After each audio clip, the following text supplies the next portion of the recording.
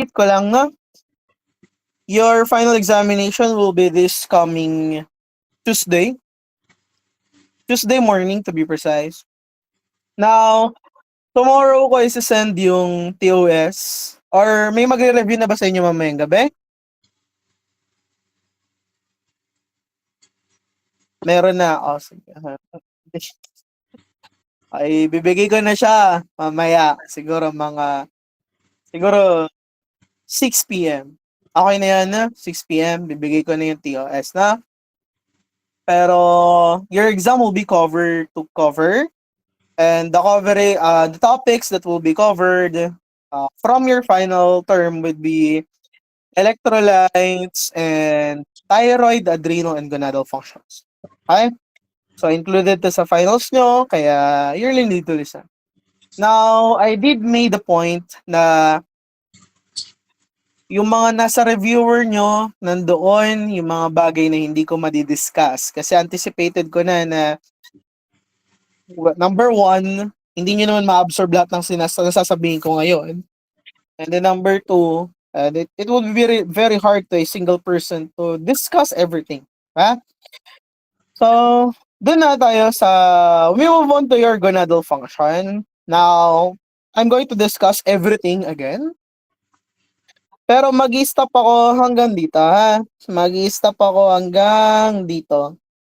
Kayo ang mag-aaral nito. Ay, ilalayout ko lang yung foundations para maintindihan niyo siya habang binabasa niyo yung libro niyo. Ayun. So, I'm going to discuss the testis, the endocrinology of your testis, as well as the ovaries. Okay? With emphasis to sa ovaries nyo, with emphasis to the hormonal production, your menstrual cycle, and the hormonal control. Ay, yun lang naman kasi yung mahirap sa females. Sige. So, ito ay sobrang haba kasi ito ay dalawa, na? Male aspect and female aspect. So, mag-start ako sa male aspect, ha? And then, i-highlight ko na lang yung mga takeaways, no? Kasi, dapat alam nyo na to talaga. Yun. So, I'm going to start with your testis. Now, so, dun muna tayo sa development ng testis nyo, na? Starting from your fetal development. Ayan. Now, doon na lang tayo sa milestones. Paano yun, sir? So, by the 6th week, meron na tayong na-observe na migration ng ating, when we say primordial germ cells, think of this as your, the origin of your gametes. Ayan. The origin of your gametes. Ano yun, sir? Your egg and your sperm. Diba? Alam nyo na yan. Oogonia saka spermatogonia. Tama ba? Narinig nyo na yun before na nga yan, sir, your oogonia, which is the precursor of your ovum, and then spermatogonia, which is the precursor of your sperm cells. Okay. Now, the gist is, by default, we are by default, meaning to say, without the influence of anything, we should have been, lahat tayo dapat naging females. Ganon. Come again, sir? By default, dapat lahat tayong lahat as human beings ay females. So, paano tayo nagkaroon ng male organisms, diba? Paano tayo nagkaroon ng male human beings? First of all is you have to be able to inherit the Y chromosome. Diba? Ano natin yan. Now, within your Y chromosome, meron tayong specific na gene doon. Ang tawag natin is the sex-determining factor. Okay? Now, within your sex-determining region, within that region sa Y chromosome nyo, ano nga ulit tawag doon sa region, sir?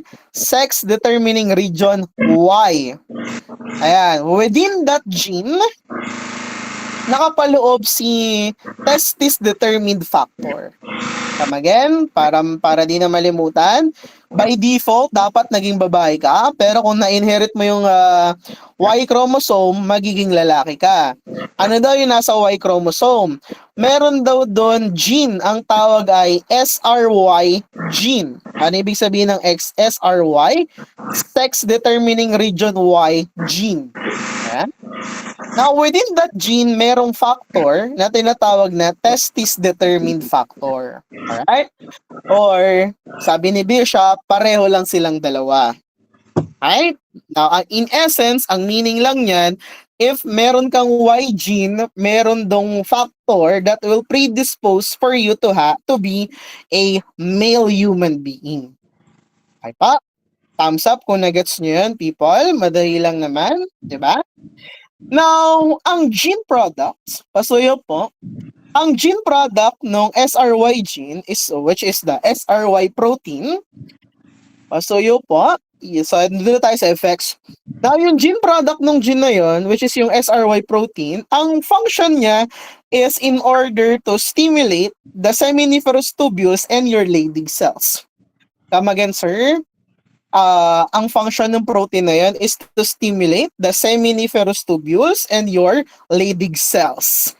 Seminiferous tubules and your Leydig cells.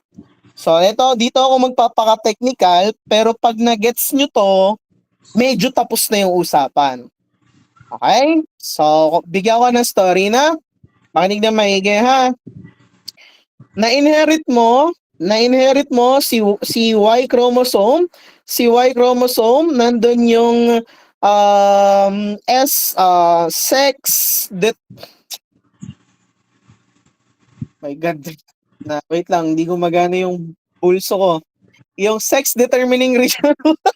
Ginawa na siya yung sex determining region Y, yung SRY gene, na also known as testis determined factor. Tapos is testis determined factor, ang product niya is the sex determining region Y protein. Tapos si sex determining region Y protein, mag-stimulate daw siya sa dalawang structures na nasa testis nyo, which is the seminiferous tubule and your Leydig cells. Okay? Seminiferous tubules and your Leydig cells. So, ganito ha. Para okay tayo. Si seminiferous tubules, doon nade-develop ang sperm. Okay? So, lalagay ko dito, spermatogenesis. Alright? Si Leydig cells, siya ngayon yung nagpo-produce ng testosterone. Alright? Come again, sir. Si seminiferous tubules, doon nangyayari si spermatogenesis. Si Leydig cells, doon ngayon napoproduce si testosterone. Alright? Now, during fetal development, during fetal development, along with your sex determining region Y protein plus human chorionic gonadotrophin, etong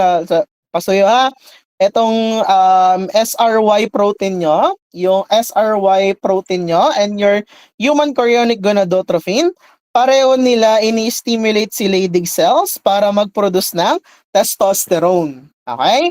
Bakit kailangang mangyari yun, sir? Para hanggang sa ipanganak ka, lalaki ka. Okay? So, ang story, yung pinakamahalagang hormone na nag-determine kung magiging lalaki ka is si testosterone talaga. Okay po? Thumbs up kung nagigets. Thumbs up kung nagigets. Okay. Ngayon, yung ayan. So, alam niyo naman kung ano ibig sabihin ng spermatogenesis. Diba? So, yun lang naman yung story. Nung ginawa ko yun, medyo na-explain ko na yung mahabang ito. Ayan. Alright. Ngayon, meron lang ako hindi nabanggit, si Sir Tolicel. Pasuyo, si Sir Tolicel. Maglalagay ako dito ng another variable. Lalagay ko dito si Sir Tolicel. Sino naman si Sir Tolicel, sir? Ang ibang tawag dyan ay nurse cells. Sila yung nagsusupport or nag-a-assist sa mga developing na sperm cells. Okay? Sila Sir Tolicels naman po. Sila yung nag-a-assist sa development ng mga sperm cells nyo. So, pag tinanong ko kayo, nasan ang sperm cells nyo sa nakatira sa mga seminiferous tubules? Okay? Hindi na magbabago yon until the day you die. Alright? So, ganun lang. Now, so nakuha niyo yung mga relationship na ngayon, under the influence of testosterone, pasuya ha, after the influence of testosterone, merong tatlong stages ng sexual development ang mga lalaki. Okay pa? Come again, sir. Under the influence of testosterone, meron tayong tatlong steps for the proper sexual maturation ng mga lalaki. Or in short, para hanggang sa ipanganak ka, lalaki ka pa din. Okay?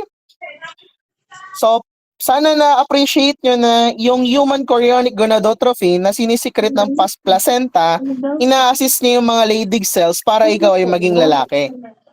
Okay pa?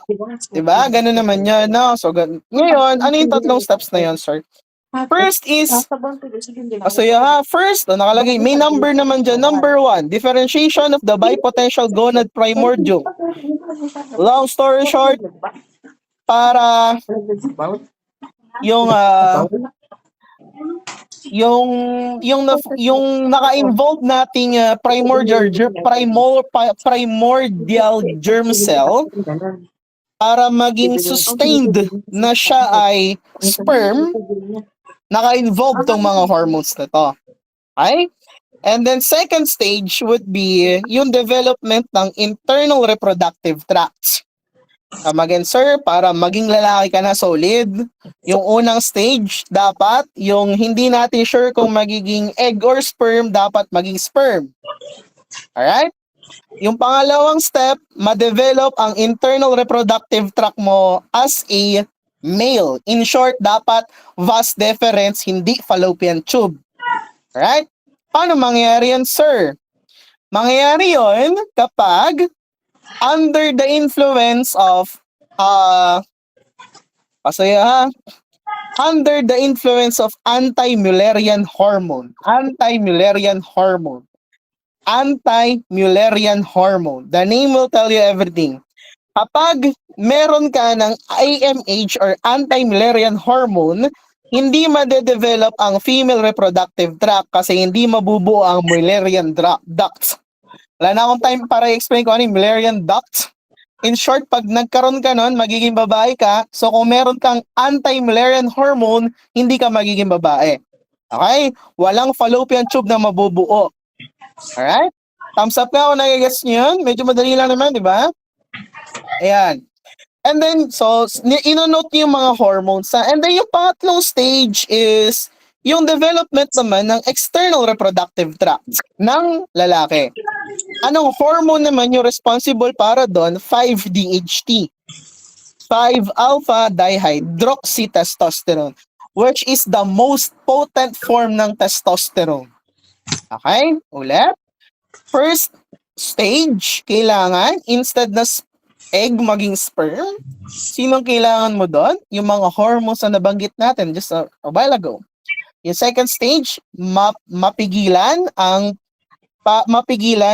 development ng Mullerian ducts. Paano mangyayari yun? Kailangan mo ng anti-Mullerian hormone. And then yung pangatlong stage, magkaroon ka ng tite, external genitalia. Paano ka magkakaroon ng tite? Kailangan mo ng mataas na 5-DHT, 5-dihydroxytestosterone. Alright? So, gets nyo na yan, ha? It's very easy. So, yun yung nangyayari during fetal development. What happens when you are a adult female? Ngayon, ano naman ang mangyayari kapag isa ka ng ganap na lalaki? Ito yung dapat kong i-explain. Pwede shortcutin ko na lang. Okay lang, pabilisin ko na lang. Oo naman sir, ikaw pa. Ayusin mo sir, kasi minsan di kita nagegets pag shortcut mo eh. Ganito. Ano ka pinag-uusapan natin? The male human being. Okay. So ganito. Lahat ng pag-uusapan natin is under hypothalamic pituitary gonadal axis. Okay? So anong gonad yung naka-involve dito? The testis. Alright? So ganito ha. Si hypothalamus magsisikret ng gonadotrophin releasing hormone. Gonadotrophin releasing hormone. Magpupunta siya kay pituitary para si pituitary ay mag-secrete ng dalawang hormones. Okay? Luteinizing hormone tsaka follicle stimulating hormone. Again, sir, si GnRH magpupunta kay pituitary. Si pituitary magsisikret ng dalawang hormone. Ano nga yan, sir? Luteinize. So, lalagay ko dito. Luteinizing saka follicle stimulating hormone. Stimulating hormone. Ayan. Si luteinizing, magpupunta siya sa Leydig cells. Diyos ko, ayaw ko ginagawa to pero gagawin ko na. L tsaka L, luteinizing hormone, magpupunta sa Leydig cells na nasa testis. Okay? Luteinizing hormone, magpupunta sa Leydig cells ng testis para si testis ay mag-produce ng testosterone. Okay? Yan sa mga adult guys ha. Si follicle stimulating hormone, magpupunta sa seminiferous tubules. S tsaka S. Ala ko. Kamapit na tayo sa patalim. Guys, ayaw kasi yan, no? Kasi madali lang naman eh. Pag binary lang naman yung information. Follicle stimulating hormone pupunta sa seminiferous tubules para i-assist ang spermatogenesis. Thumbs up kung na-gets? Thumbs up kung na-gets? Ito na naman. Pinabibilis ka ha. Ibig sabihin ba nun, dahil may axis to, meron na naman tayong tatlong axis. Tama? Tama. So, lalagay ko dito, hypothalamus. Wag ko nang gawin yun kasi gets nyo na. So, ibig sabihin, pag mataas si testosterone, dapat bumaba na si LH? Yes or no? Pag mataas si testosterone, dapat na bumaba si LH? Yes. Diba? So, ganun lang. Oo, ano sir. So, yun ang message natin. Sige. So, sir. Ayun yun. Mababasa nyo na yun dyan. Ngayon, by the way, dadagdagan ko lang ng variables, ha? Para di nyo na malimutan. Ganito kasi, yung Leydig cells, nakatira sila sa loob ng interstitium. Interstitium. Baka lang malito kayo. So, ibig sabihin ba nun yung LH sa interstitium din gumagana? Yes or no? Yes. Okay? Ngayon, yung seminiferous tubules, dun kasi nakatira yung mga Sertoli cell. Okay? Ibig sabihin ba nun yung follicle stimulating hormone gumagana sa Sertoli cell para na nasa seminiferous tubule para i-assist ang spermatogenesis? Yes, nurse nga sila, di ba? Nurse sila ng mga sperm mo. Alright? So, nagre-respond din sila sa follicle stimulating hormone. Okay? So, ganun lang naman yon. Kasimple. Para baka malimutan mo, FSH, may S din, Sertoli cell. Ha? Ayan. Sir, no? Napakalupit. Ayan, hindi malupit yun. So, ngayon, gets mo na siya. Actually, ngayon, pwede na natin agad pag-usapan yung mga sakit. Kung gets, guys, kung start na may sparkle nga, kung na-gets nyo na una ko in-explain. Ayan, so nice. Guys, itong ginawa natin yun, alam nyo ba, na-bypass natin lahat yan. Yung mga yan. No, ayan. Real lang. Pwede na natin pag-usapan yung mga sakit. Ay, wait, bago tayo mag-usap ng sakit, Sorry. Mali. May hindi pala tayo mabubypass. Ganito ha. So, marami tayong nalagpasan. Tapos, dito tayo napunta. Ito, ayan. Pasuyo na, mahalaga to kasi dapat magets nyo kung ano mga susunod na mangyayari. Okay. Now, first of all, makinig na maigi po ha. Mabilis lang to, pero tapos na yung background pag nagets nyo to. So at the end of the day, pag na-release si GnRH, magpupunta siya sa pituitary, magkakaroon ka ng LH, tapos si LH, magkakaroon ka ng testosterone. Right? Now si testosterone, pasuyo, isa siyang broad spectrum na hormone. Come again? Especially in guys. No? Isipin nyo na nga lang testosterone palagi lalaki. Paano broad spectrum, sir? Halos lahat ng cell sa katawan ng isang lalaki nagre-respond sa testosterone. Okay? Actually, as guys, I would argue na isa to, actually, ito ang pinakamahalagang hormone pag lalaki ka. Dapat mong ingatan to, like, huwag ka magpuyat kasi pag nagpuyat ka bilang lalaki, kinabukasan, yung testosterone mo, pang 60 years old na. Ganun ang effect ng puyat sa testosterone. Para din sa mga lalaki na nandyan, alam ko pag nagigising tayo, naka-flag ceremony tayo every 3 hanggang 6 a.m. Tama ba? Mga lalaki, may flag ceremony tayo. Tama? Tuwing umaga, di ba? Bakit, sir? Kasi ang testosterone, ang normal peak niya sa madaling araw. Kaya kahit natutulog ka, tumitigas yung titi mo. Nagets niyo ako? Nagets niyo ako? Kasi yun ang oras sa isang 24-hour cycle na pinakamataas si testosterone. Ibig sabihin ba guys, kapag wala kang flag ceremony, bagsak ang testosterone mo? Guys, ladies, na nakakasabay niyo, nagets niyo ako? Ayan. So, marker niyo yun ha, na bumabagsak ang testosterone mo pag nawawalan ka na ng flag ceremony. Okay? Bakit tayo napunta doon, sir? Ini-emphasize ko lang kung gaano siya kahalaga. Ano pakialam ko doon, sir? O pag ginamit na siya ng cells, nagiging ganito siya. Pasuyo. DHT tsaka estradiol. DHT tsaka estradiol. Now, matanong, yung estradiol ba pambabae? Yes or no? Yung estradiol ba ay pambabae? Yes or no? Yes, tama ba? Kung ikaw, so ganito yan ha. Ang ratio ng pinaka-potent na testosterone, which is DHT, tsaka yung pinaka-potent na estrogen, which is estradiol, nire-regulate yan ng katawan ng mga lalaki, guys ha. Pasuyo ako na. DHT, pinakamalakas na testosterone. Estradiol, pinakamalakas na estrogen. Nire-regulate yan palagi ng katawan ng lalaki in terms of ratio. Okay? I think nagigets nyo na kung bakit. Ano pakialam ko dun, sir? Now, pasuyo, if isa kang cell na nagre-respond sa testosterone, ang tawag sa iyo ay androgen-sensitive tissue. Come again, sir? Kukumpleto yun yung story, ha? If isa kang cell type na nagre-respond sa androgen, ang tawag sa iyo ay androgen-sensitive tissue. Ano-ano daw yung mga example ng tissue na nagre-respond sa testosterone? Skin tsaka prostate. O alam nyo, ito, para din nyo na malimutan. Yung pinakamalakas na hormone para mag-induce ng hair growth ay testosterone.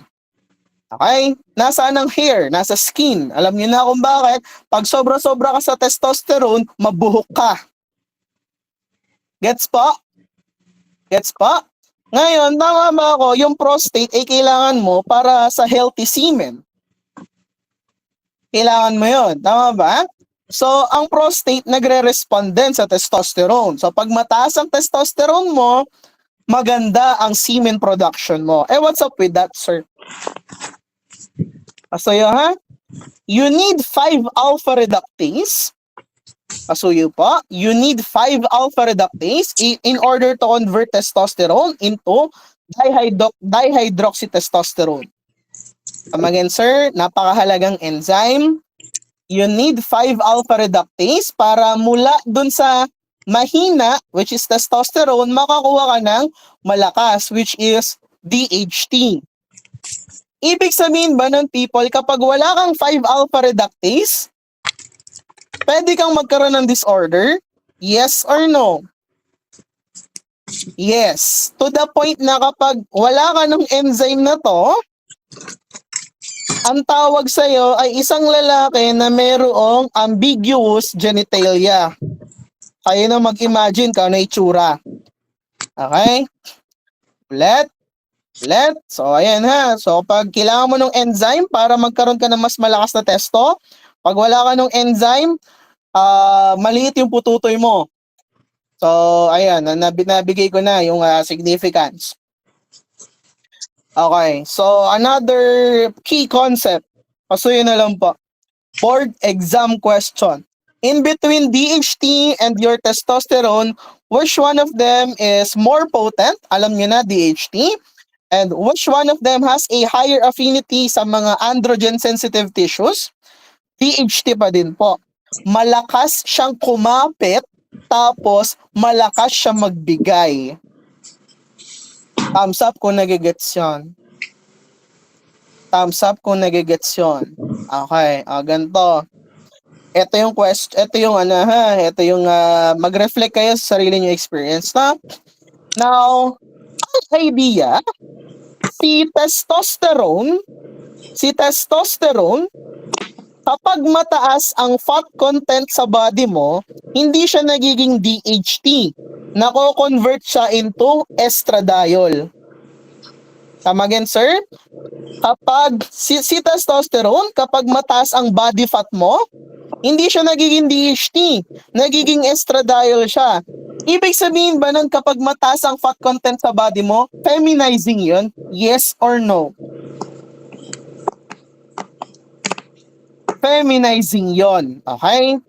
So, pasuyo ha. Bakit ano ba sir yung nasa adipose tissue? Ang mga adipose tissue merong aromatase. Okay? Siya yung nagpe-predispose na instead si testo maging DHT, nagiging estradiol tuloy. Okay pa? Which brings us here. The rate of estradiol formation increases in proportion to the male body fat. Thumbs up kung nagets yun. Thumbs up kung nagets yun. Okay. Sige. So, ngayon, para din nyo na malimutan, guys, yung mga taong diabetic, may nakausap ako. Hindi ko alam kung ano, synchronicity ba yun? 3 days ago, may faculty na lumapit. Ay, sige na. May faculty na lumapit sa akin. Sabi niya, sir, alam mo, nung nagkaroon ako ng type 2 diabetes, nawala na yung libog ko. Uy. Nagets niyo ako? Nagets yung story? Guys, nagets yung story? Sir, bakit ang vulgar ng mga terms? Huh? Naalay tayo, no? Guys, are we still cool? Boy pa? Sige. So, nandun na tayo ha. Now, guys, yung mga sumusunod na paragraphs ay na-explain ko na indirectly. Pwede na tayong mag-proceed sa mga disorders. Starting off with this one. Okay, so, pasuyo. Hypergonadotrophic hypogonadism. Pasuyo. Ano ang value ng LH tsaka FSH dito? Mataas or mababa?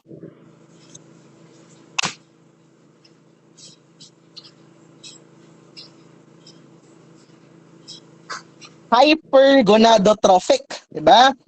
Pag sinabing gonadotrophic hormones, that is your LH and FSH. Okay pa? Kaya per gonadotrophic, ano ang LH or FSH? Mataas or mababa? Mataas. Okay? Mataas. Dahil mababa ang testosterone? Yes or no? Dahil mababa ang testosterone? Yes or no? Hypogonadism. Ano ba yung gonads nyo? Testis and ovum, di ba? So, gonadotrophic hypogonadism.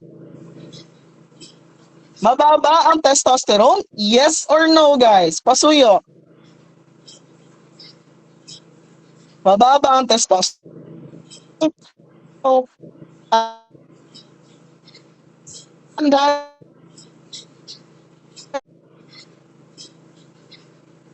pasuyo. Primary, secondary, or tertiary. Mababa testo, mataas ang LHFSH. Secondary.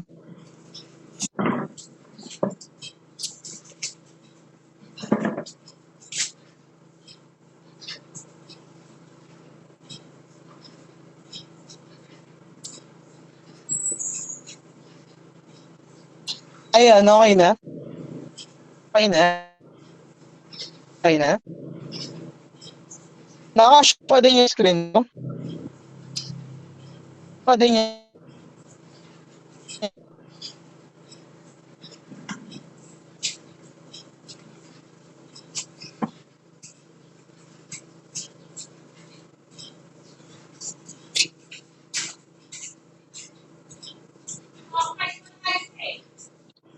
Guys, nakikita niyo ako? Thumbs up kung kita niyo ako.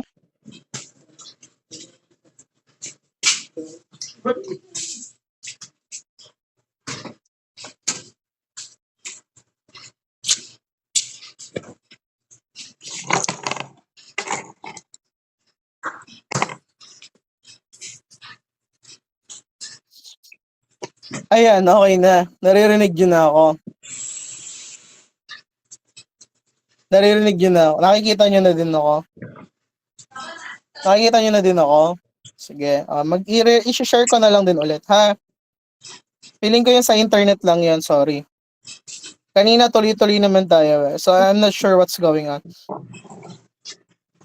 So, naka-share na ulit yung screen ko, guys. Thumbs up kung naka-share na ulit. Sige, babalikan ko yung sinasabi ko, ha? So, pansinin nyo muna yung terms. Hypergonadotrophic tapos hypogonadism. Okay?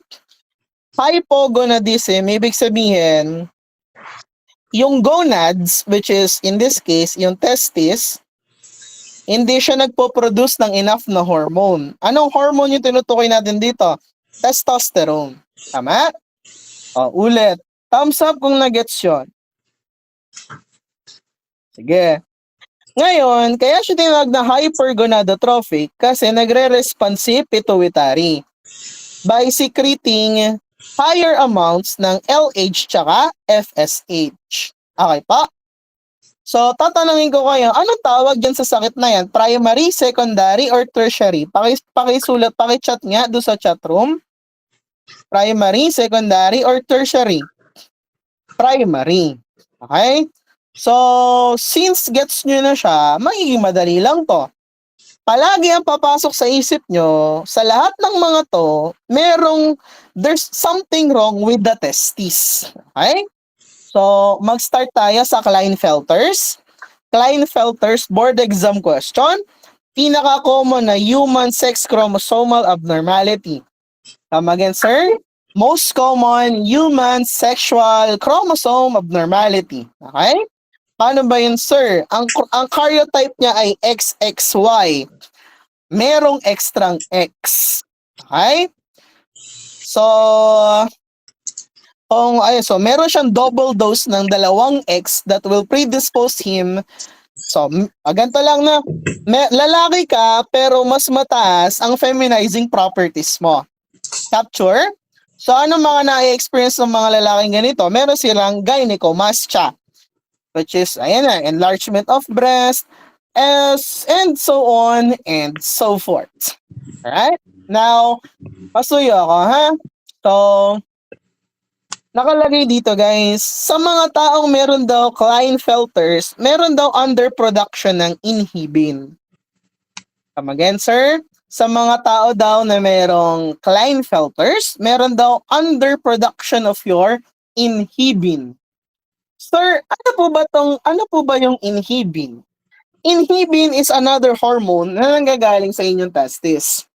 Come again, sir? Inhibin is another hormone na nanggagaling sa inyong testis. The name will tell you everything, kaya siya inhibin kapag mataas na siya sa blood, dapat i-inhibit na niya yung secretion ng LH tsaka FSH.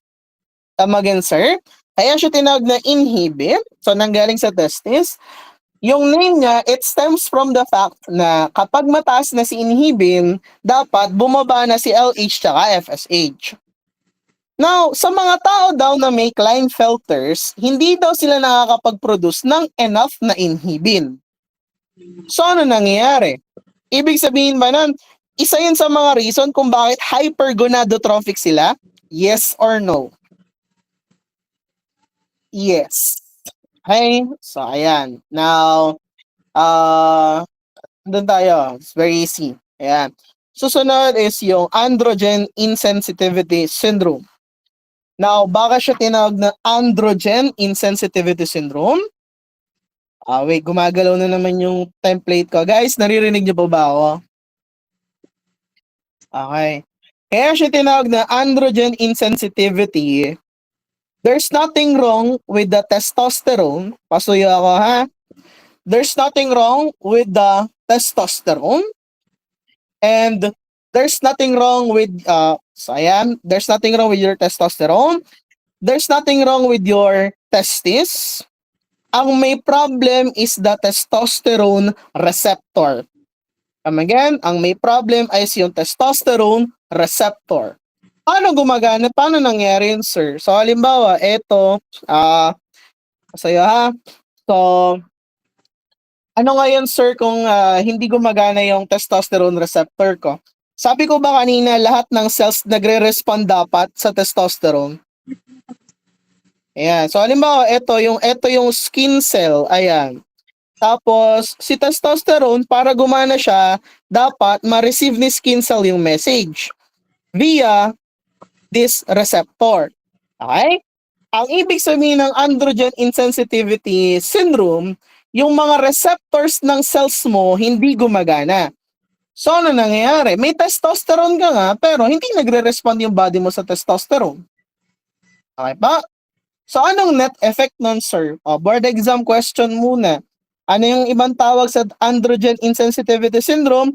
Testicular feminization syndrome.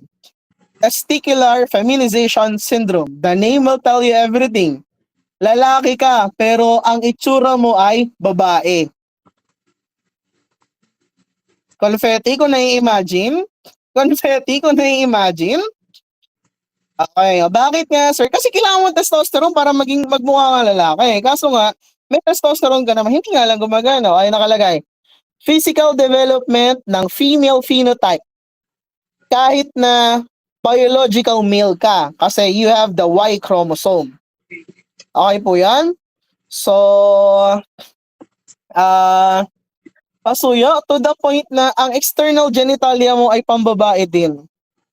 Okay? Ang external genitalia mo ay pambabae din. Pero pag binuksan ka, wala kang vagina at wala kang upper vagina at wala kang fallopian tube. Gets nyo ako, guys? No? So, ganun, sir. So, ayan. So, ang weird naman yan, sir. Weird talaga yan. Tapos, susunod is the 5-alpha reductase deficiency. Reiterate ko lang, pag wala kang 5-alpha reductase, wala kang DHT, wala ka ng pinakamalakas na testosterone. Okay? So, ano-anong mga physical manifestation mo? Ayun nga, ambiguous yung genitalia mo. Tapos, ayun. So, guys, it's very easy. Ha? It's quite easy.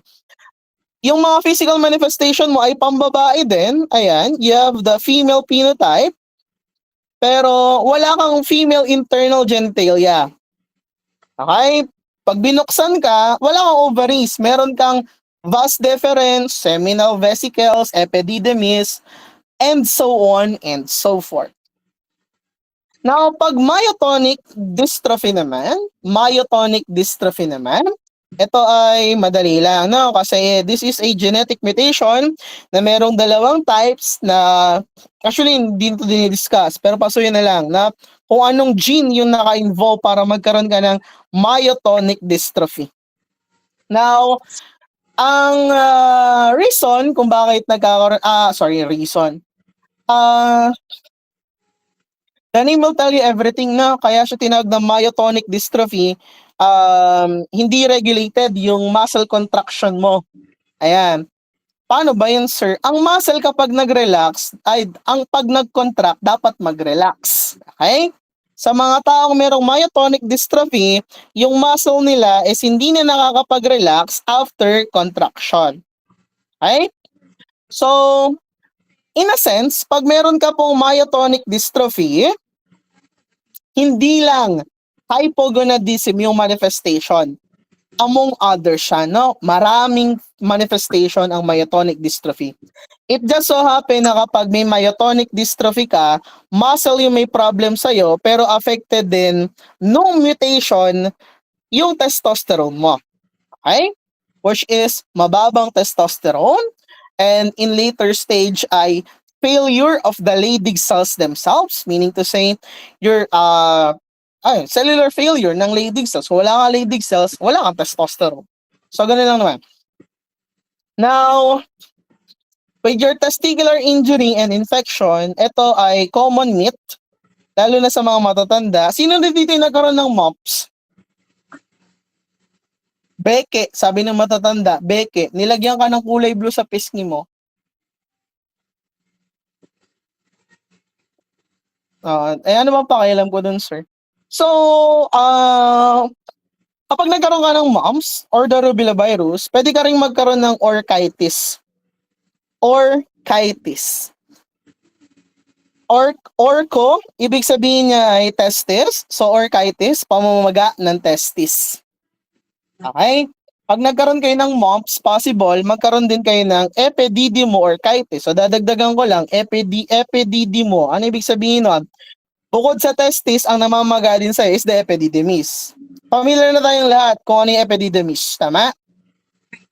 Ayan. So, ngayon, bakit ko sinabing common myth? Kasi sinasabi naman dati, ewan ko kung may ganun pa din, kasi tumatalino naman tayo as the generations.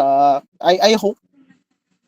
Dati, kapag takot na takot yung mga matatanda kapag nagkaroon ng beke yung bata kasi mababaog daw. That is their term. Mababaog daw. Pero hindi naman yung totoo.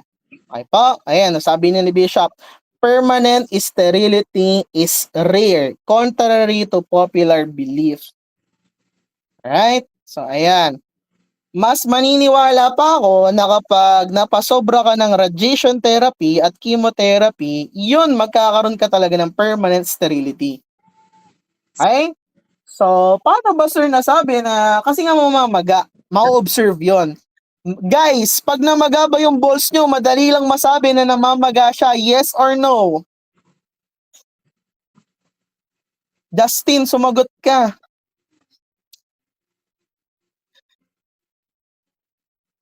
Diba? So, syempre, bata ka. Ma-observe din yun ng mga magulang mo, di ba? Hala anak, may beki ka lang, bakit namamaga yung balls mo? Ganon. Ayan, baka mabaog ka, which is not true. Okay, last na. Sa hypergonadotrophic Sertoli cell only syndrome. Simple lang po ibig sabihin yan. The name will tell you everything. There's something wrong with your Sertoli cells. Sir, Sertoli lang naman yun. Hindi naman siya yung nagpo-produce ng hindi Sertoli cell lang naman yon, nurse lang naman yon. Bakit magkakaroon ako ng germ cell aplasia? Sertoli cell yung magre-receive ng follicle stimulating hormone. Uy, gets nyo ako? Guys, para alagaan ka ng Sertoli, kailangan mautusan siya ni FSH. Okay? Paano kung wala si Sertoli? Walang magre-receive ni KFSH. Kaya si pituitary, produce ng FSH. Nagigets nyo ako, guys? Confetti, kung nagigets nyo ako? In short, para dumede ka, kailangan mo ng gatas. Sino mag-aabot sa iyo nun? Si Sertoli. Bago iabot sa iyo yun ni Sertoli, kailangan mo na ng FSH. Okay? Wala si Sertoli. Walang magre-receive ng FSH. Walang magpapagatas kay sperm cells. Ano mangyayari kay sperm cells? Mag-a-apply siya. Alright? So, ayan. So, nagtuloy-tuloy lang yan, no? Small testes, mataas na FSH, azoospermia, alam nyo na yon. Normal testosterone kasi wala namang effect kay lady. Diba? Sino yung naapektuhan? Si Sertoli. Alright? So, root, thunder lightning. Break time muna bago ako mag-hypogonadotrophic. 2 minutes lang.